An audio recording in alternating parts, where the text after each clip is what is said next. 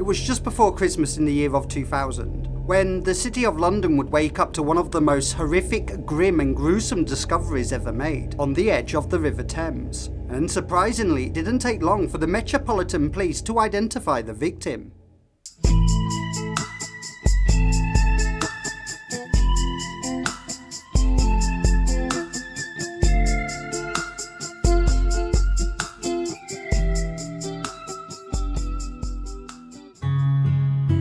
Good morning, good afternoon, and good evening, wherever you may be in the world right now. I'm Lloyd, and you're watching When Evil Follows. BBC London 94.9. London's news at midnight. I'm Jenny Barsby. The Mayor of London's arrived in Manchester ahead of what looks to be a controversial speech. ZOE Parker, she was born in the year of 1976 and she was raised in Hounslow in West London. She came into the world as a happy and healthy baby. However, just shortly after ZOE turned 5 months old, both of her parents would agree to go on their own separate ways and they ended up separated. And at just 18 months old, ZOE was actually placed into the care system. And she would spend the rest of her natural childhood moving from one foster home to another. By the age of 17, ZOE was quite an aggressive person at times, and she could also be quite troublesome as well. And so, because of her troublesome character, the doctors would quickly come to learn that ZOE had underlying emotional problems and she also had learning disabilities. The doctors at the time would begin sending her to many different institutions, of which none of them gave her the support she really needed. And despite having all these emotional problems and learning disabilities, ZOE was quite a sociable person and she would always have time for other people. She would make friends with anybody who gave her their time. And this included strangers, drunks, known criminals and homeless people. Basically anyone who wanted to give her their time. And because of her open personality and trusting nature, by the time she was in her late teens, she was becoming potentially more and more vulnerable than ever. If she got depressed or felt lonely, she would sell her body, but not for money as such, but more for company and somebody to talk to and a place to sleep. Her understanding of self-worth, it was pretty low. Eventually, ZOE would have a very short list of eager and ready clients, who she would perceive more as friends than actual clients. ZOE's auntie, Pauline Knott, would often say, ZOE would more often than not always approach the wrong people in an attempt to make new friends, purely because she was very lonely and very gullible and as equally as naive, given the fact that ZOE's lifestyle was quite erratic. At the best of times, she would often move around London from month to month, but always staying within the West End and within the Hounslow area, as she felt safe in these particular parts of London and the areas that were familiar to her. In 1995, ZOE was sectioned under the Mental Health Act, where she would go on to receive medical support and treatment at the Wadden Court in London. And in her early 20s, ZOE was actually arrested and charged for physical assault, and this led to her being detained at the HMP Holloway prison for almost 7 months.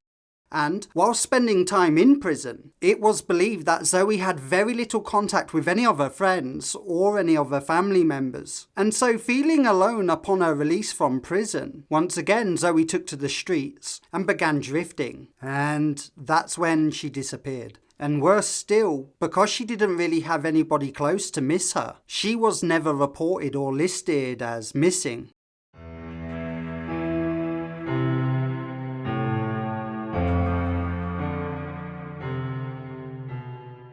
Fast forward just 12 months and the date is now the 17th of December in the year of 2000. The weather was far from brilliant. In fact, it was terrible. It was windy, it was cold, it was raining. Typical weather for December, you might say. When at around 11:20 a.m. in the morning, a land rail boathouse was coming into dock at Battersea Port in West London. And that's when the boat driver noticed something strange and quite unfamiliar floating in the water, washing up against the riverbank. And so he docked his boat quickly and safely before making his way on foot, walking around the river's edge to the bank to see exactly what he was looking at. And to his horror, he discovered what would forever burn deeply into his mental psyche, and for always. What he discovered was a human female torso, and the body was completely cut in half at the waist, leaving the upper part of the body completely intact. The police were informed and they were quickly on the scene, as you can imagine. The forensic police, they began closing off the area by putting up perimeter tape to stop people from looking or moving too close, and to stop possible contamination. The police then carefully lifted the body out of the water, and then sent the body off right away to the London's Crimes Provision for a complete detailed forensic examination and investigation. And it didn't take long before the forensic report soon came back to the police, stating that there were obvious and conclusive marks around the neck, strongly indicating that the victim was potentially strangled at first. However, due to the body being in the water for so long, the forensic team couldn't find any unknown DNA or any clues. And for whatever clues were left on the body, without doubt would have been washed away by being in the water for so long. The crime specialist detective Ian Mills, who was working the case full time, he publicly spoke out on this, and he said, "We don't know where she was murdered, and we don't know where along the Thames her body was dumped in the river, and we can't be sure as to how long the body was in the water." However, there was one small detail that could help police actually identify who the victim was. The forensic examiner found a tattoo located on the upper left arm. That tattoo was a picture of a red rose with a name on it.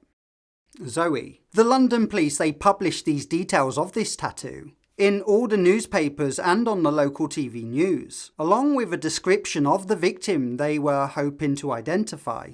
A white female between 5'3" and 5'7" inches tall, slim to medium build, and possibly could have been in the River Thames for as long as 5 weeks. It didn't take too long before someone recognised the tattoo from the TV reports and photographs. That same someone, they contacted the police formally and identified the victim as ZOE Parker. Now that the police have a full name and have now officially identified the victim, the police could now treat this case as an open murder investigation. And so, within the same week, Operation Sidbury was launched. The police, they started to put together a character profile on Zoe by talking to almost all who knew her. And now armed with this new information, police could turn to the CCTV within the Hounslow area. On the 6th of September, which was the last day Zoe was seen alive, she was first picked up on the CCTV camera footage within the HMV store in Hounslow, a place where she would often go to listen to music and to talk to random people within the store. And then on the same day, towards the evening around 6 PM, Zoe was captured on CCTV with 2 men in the Treaty Centre in Hounslow.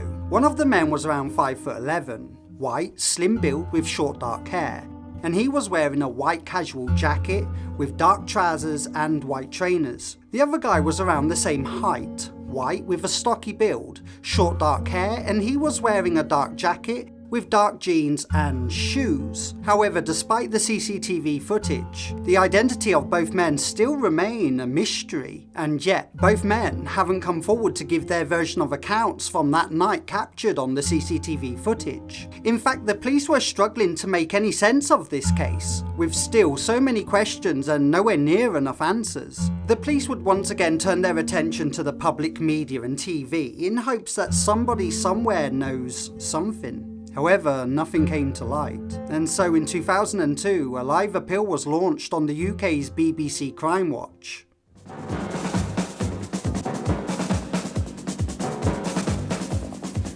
Good evening. A lot of progress on last month's cases. Let's see if together we can do just as well tonight. We've 3 new reconstructions, security pictures and exhibits peppered with clues that we hope you'll recognise. If you do, the detectives gathered here behind me are waiting for your call.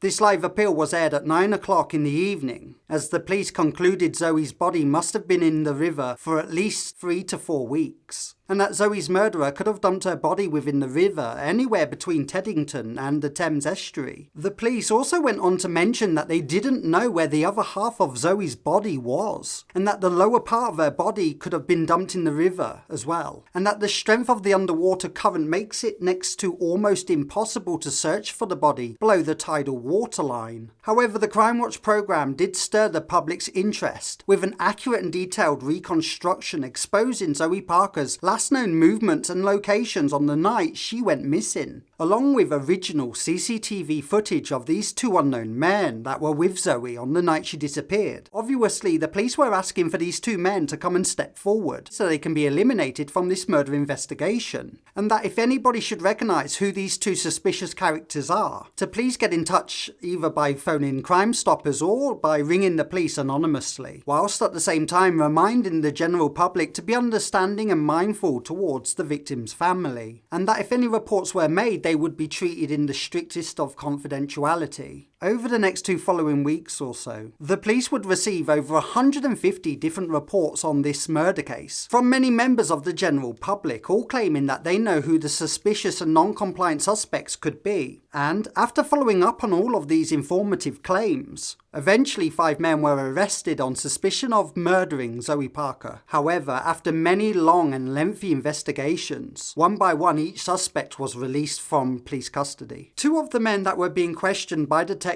whilst being under police custody, they happened to mention that around the time Zoe disappeared, she was actually really close with a woman called Cartman from the Hounslow or Ellsworth area of London. And so the police officers publicly made an appeal for the young woman who was named Cartman to come forward. However, it's unclear if this woman Cartman actually came forward or even if she was detained and questioned by police. The detective inspector, Ian Mills, he made a public statement saying, "Trying to solve Zoe's murder has been extremely challenging due to many factors. As a detective, we're taught that investigating crimes, you should be looking at 3 main factors, and those factors are the suspect, the victim, and location. And in this case, the suspect and location have both been completely removed, and because of these factors missing, it's almost impossible to solve." Even today, Zoe Parker's murder case is freezing cold. Pauline Knott has spoken out saying, "The family are devastated by Zoe's murder. She will always be loved every day, and she continues to live within our hearts. I will never be able to get over what happened to her, and I will never be able to get what happened out of my head. How could this happen to such a sweet and loving person? It's sickening. It's sick. Absolutely sick." Zoe's mother, Jacqueline, she also gave a statement. "Zoe was a kind and loving daughter who meant the world to me. She did not deserve this. She was a wonderful soul. It's a nightmare to think that I will never see her again."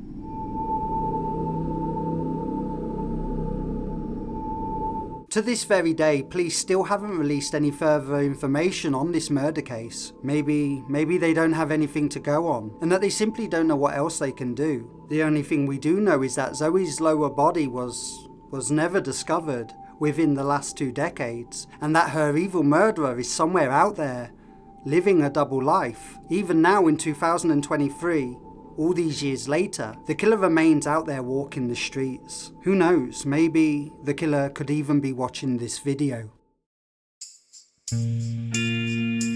Hello there, and I just want to say thank you for watching this video. If you have enjoyed this case, then please do hit the like and subscribe button. Your views and likes are so valuable to our channel and ensures that we can make more videos in the future just like this one. So if you're new around here, please subscribe to the channel. Maybe even hit the bell so you don't miss out on any of our up and coming soul chilling episodes. We upload solved and unsolved crimes from around the world, supernatural events, all based on facts every week right here on this channel.